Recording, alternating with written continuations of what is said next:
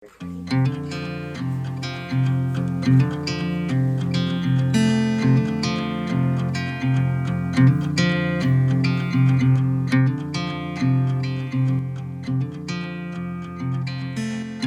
guys, Colleen here, DIYer behind LemonThistle.com, and today I'm so excited to talk to you about my favorite brush pens for hand lettering. There are so many to choose from, and I know that it can be overwhelming, so I wanted to show you a few of my favorites and what I use them for. If you want to get into brush lettering and don't know where to start, I have a free printable brush lettering quick start guide. I will link that down below and I'll put it up here as well.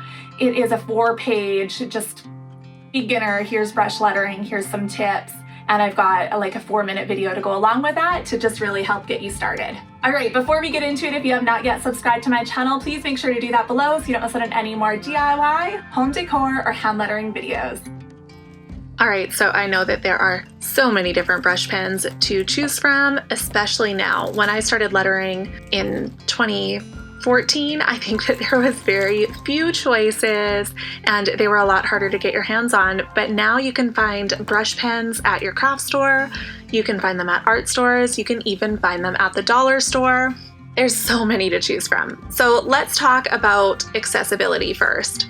So I believe that the best brush markers are the ones that you can get your hands on and that you can get started with today, because a Crayola marker is going to look just as beautiful as a brush pen in the hands of somebody who understands basic brush lettering. So this is just the standard box of Crayola markers, and I really love these for the amount of colors that they have, and they aren't a true brush pen at all, but you can use the same techniques to get a brush lettered effect with them, and they're super affordable and almost impossible to fray, so they're really great when you're just starting out. You can also blend with Crayola markers. I have a fun TikTok about that. Maybe I'll put that on here as a shorts. Okay, so I just wanted to get that out of the way because I feel like brush lettering can be intimidating, and if you have Crayola markers at home, just pick them up and give it a try. It's super fun.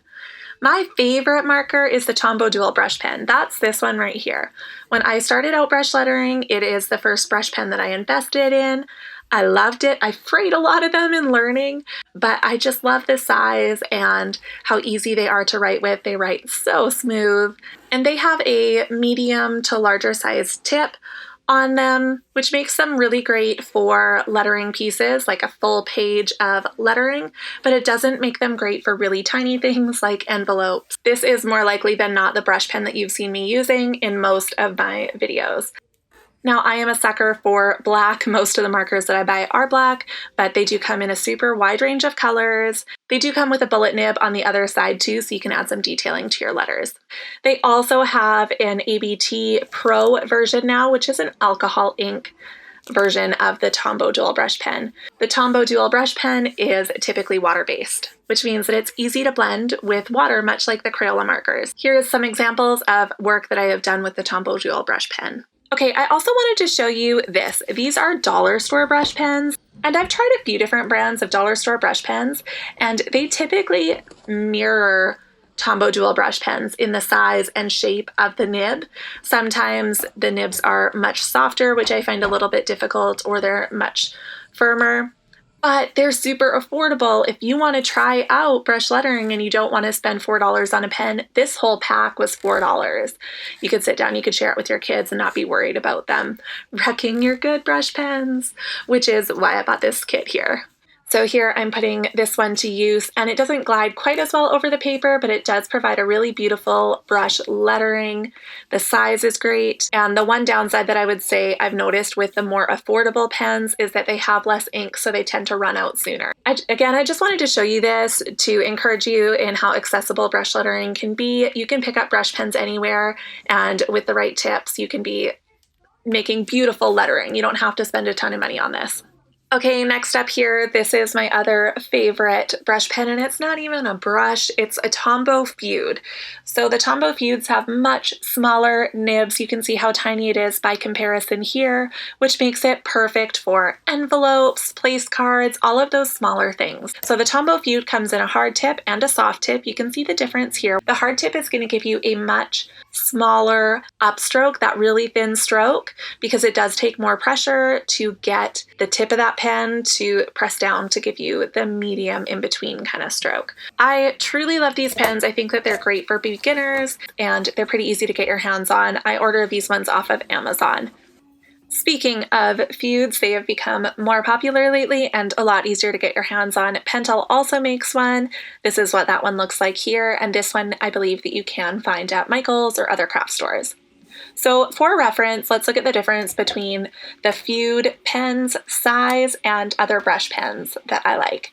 So this next one here is the Faber-Castell Pitt brush pen. This one comes in quite a few different colors, not as many as the Tombow dual brush pens, but it is a much smaller brush than the Tombow dual brush pens, which makes it perfect for my hand lettering practice sheets, which makes it a really nice in-between size for lettering the large names on envelopes.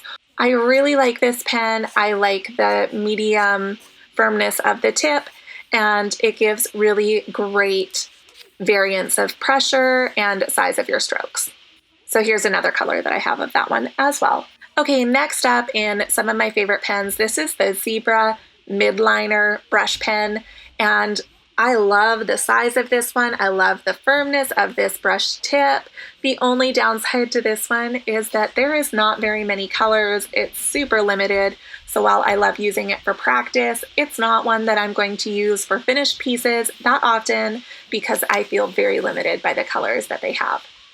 That said, you can get it at Michael's, very easy to get a hold of and fun to play with. It's the perfect size for brush lettering practice sheets as well. Okay, I also wanted to show you these Ecoline brush pens. I love these ones.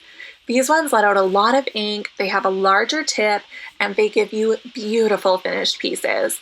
Because they let out so much ink, it varies your lines not just in the thick and thin strokes, but also in the color. So you can see up close it almost looks ombre. When you press harder to get those thick strokes, you get a darker line. So it gives this beautiful effect.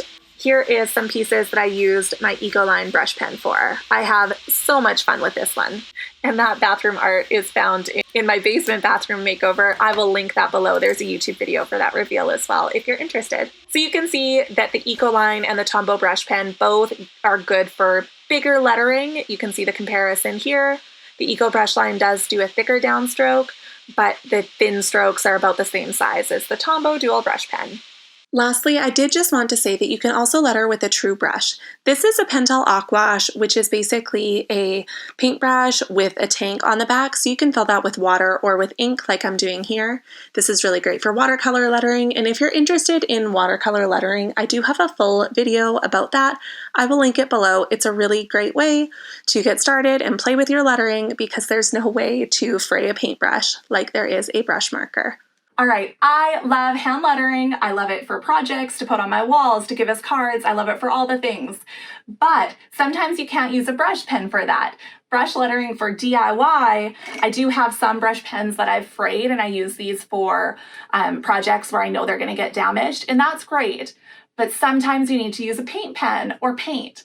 So that's where faux lettering comes in, or faux calligraphy, where you kind of fake the look of brush lettering to use a marker. If that's something that you'd like to learn more about, let me know. I do have a video of a project that uses faux brush lettering. I will link that below. It's a Christmas sign. It's super cute and very simple, but I could definitely do another video all about that if you're interested. Thank you so much for watching. I hope that you enjoyed this video. If you did, make sure to give it a thumbs up and subscribe so you don't miss out on any more DIY, home decor, or hand lettering videos.